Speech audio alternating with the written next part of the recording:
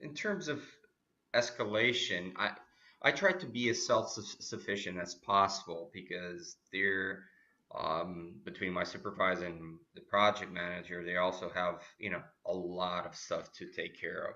So I try to burden them as less as possible. Um, but obviously, if there's situations that I believe that they need to know, they need to be fully aware of what's going on because they might have some kind of pertinent pertinent information coming from other individuals. They need to be aware of what's going on so they could also address the situation if it gets to that. The customer was not very satisfied how we addressed the traffic situation at one particular garage repair, and I was called upon, and I must say, customer satisfaction, it's always a must. We need to satisfy our customers so we could keep having business. And the particular issue, once again, it was over a traffic issue that when we had our weekly meeting with the ownership, it was not fully communicated to them. So when we started to barricade the whole area, they had a legit concern in terms of traffic flow to their tenants and guests. And simply right there, I also made a call to my superintendent, to my project manager, letting them know the situation, and if anything would come to them, they will be aware, and they also would be able to explain. These are, very typical situations that happen, and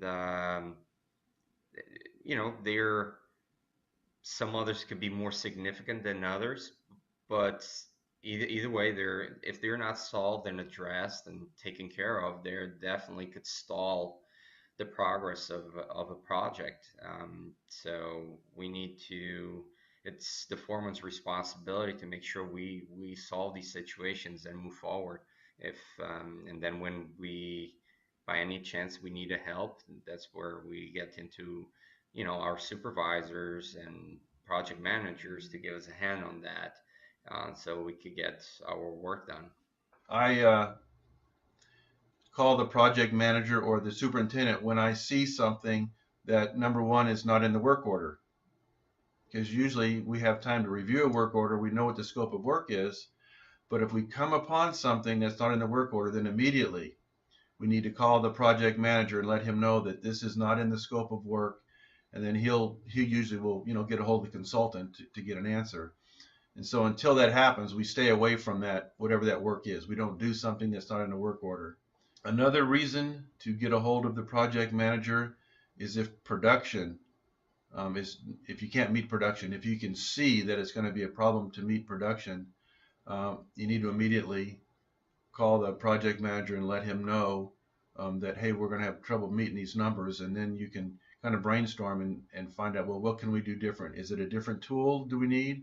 Do we need to get different men out there with more experience, or just whatever it is? So immediately, though, when something is out of the ordinary, that's when you need to call somebody else so that, put the burden on them, and then they can come up with this and come up with a solution with you.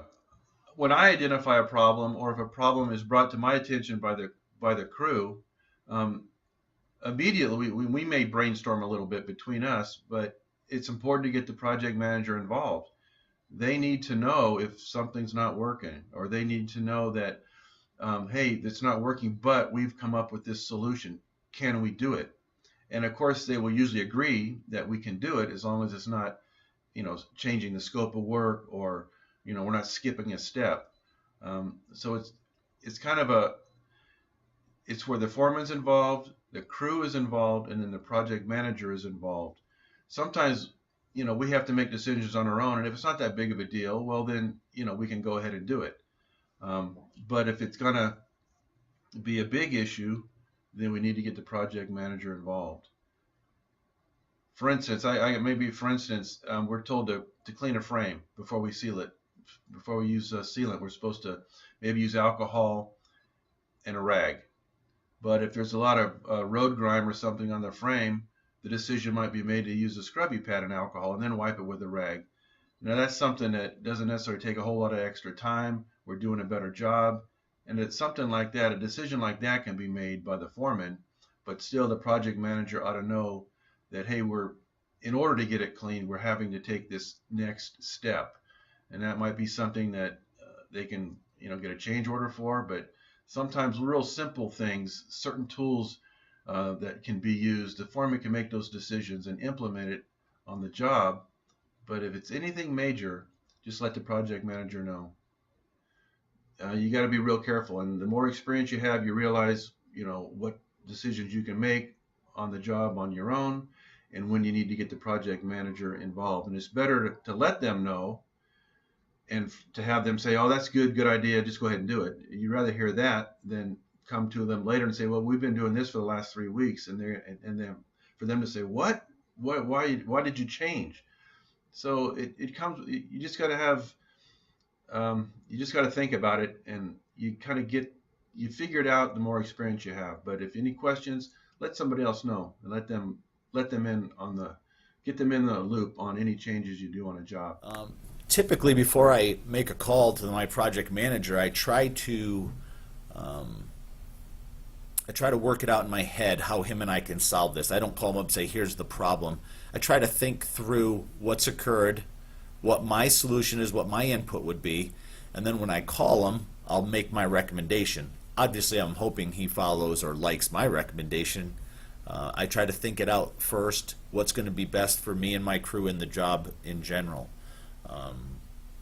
So I think to call your project manager or superintendent, whatever it is, and say, hey, this is what I'm thinking, what do you think? Typically, a project manager will have confidence in the foreman and say, if you want to do that or you think that's going to work, go ahead and do it. And obviously, if they've encountered this problem before, they may have a solution that you didn't think of. Again, an open line of communication with everybody involved is always the best recourse. Call and communicate. Call and tell your superintendent. Like I said, myself here, I have 2 superintendents that have so many years of experience. They've pretty much encountered, 99% of whatever's going to happen, and they typically have a solution for me, and it's already worked out, and it's worked well. So again, I would recommend, using the knowledge of your superintendents, and when you call them, have a start as what you think you can fix it at.